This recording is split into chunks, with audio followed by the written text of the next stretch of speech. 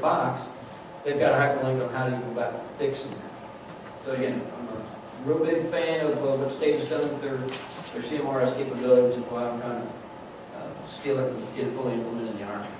Next slide. So let's go back again to some of the draft definitions here, slightly different because I think this was an earlier version here, but ongoing, but the bottom line is what? Continuous monitoring is what? Risk assessment. There we go. Risk assessment.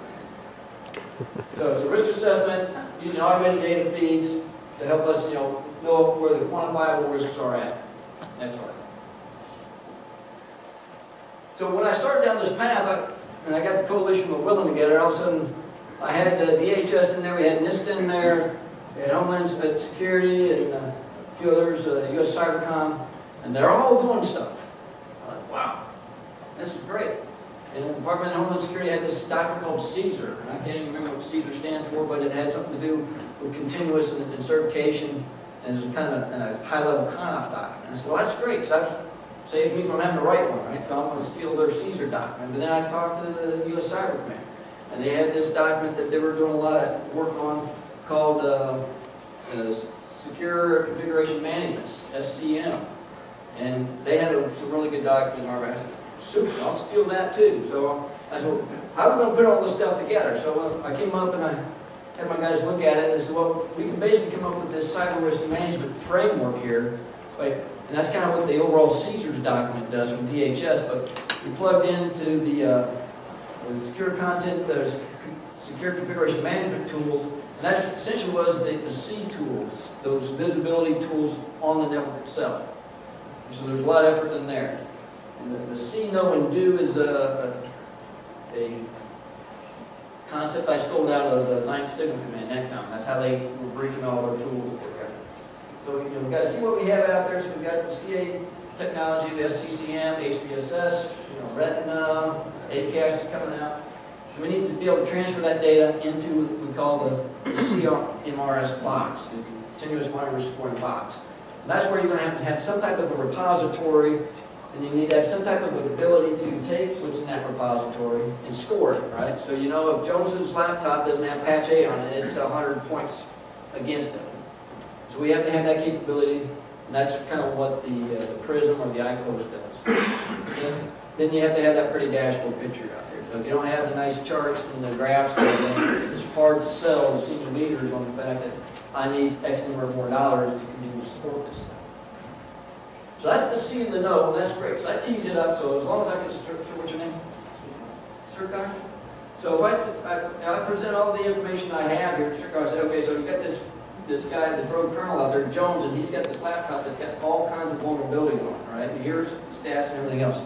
So my job is basically done at that point because I presented the information and the risks. Now we get over to the do part, which is actually the vulnerability management. So Strickar here can say, well, it's time to kick Jones' ass off the network, or it's time to bring him in for counseling, or we're going to let him go because we know that he's been on the road and he'll get patched up as soon as he lands at Fort Worth Chuka at 08 tomorrow morning. And so it's about risk management decision, but that's the do part right there. And again, I mentioned that the POAM itself, the program actions milestone. That's kind of how within the Army we measure if we got deficiencies. We can say, well, we're going to get better. We'll get better over time. It's like a long time. And I just want to make sure that from the management perspective, is they know exactly where they're at a point in time. They know what their trends are up or down. Excellent. Okay, so getting on to the lessons learned. So as I was getting all these calls and everything, I was like, wow, there's a lot of interest in this. Got my name on the cover of the Rolling Stones here, and there could be a lot of people interested in knowing what happened with this pilot. So I was able to convince my boss to have Miter help us out and do some lessons learned documents, so it's all nice and professional and everything. So we did that, and they were very thorough, and ranked me over the goals pretty good, which I like. But I wanted to highlight some of the issues that we had and we found on the lessons learned. So the 3 key points there that we've had,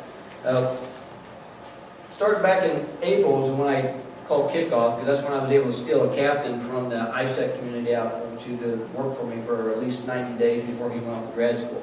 So I made that my starting point, because at least I had one resource to work with. But from April through November is kind of when the bulk of the work was being accomplished. And we really didn't get the fidelity, the quality of the data, the frequency of the reporting that I was really hoping for. And that was on the 15th of November, we had about 18,000 assets loaded up in the portable score manager. That sounds, fairly significant. But the fact that I didn't have actionable data was problematic for me. And so the fact that I didn't have actionable data, I want to make sure I highlighted that. And then the reason why we didn't have actionable data was that